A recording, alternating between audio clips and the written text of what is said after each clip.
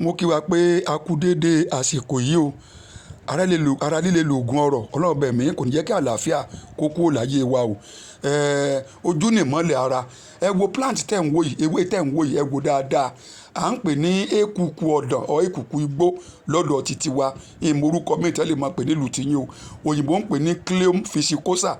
Cleome ficosa. Ìyẹn tí wọ́n fi ń ṣèwòsàn fún, tó yẹ tá a fi ń ṣèwòsàn fún ó pọ̀.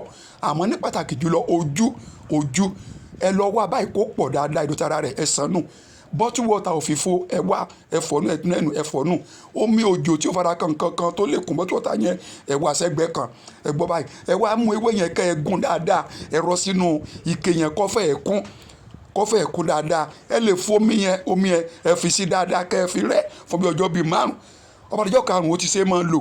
Kì í ṣe pé ẹ máa bù sí ẹ̀yin ẹ kàn máa sí ìdérí ẹnu kìíní yẹn kẹ́ ẹ máa sí ojú kan kẹ́ ẹ máa la ojú kan sí. Ẹ tún ṣe bẹ́ẹ̀ sójú kejì náà. Ẹ máa ṣe bẹ́ẹ̀ láàárọ̀ àti lọ́sàn-án àti lálẹ́ ní ojoojúmọ́.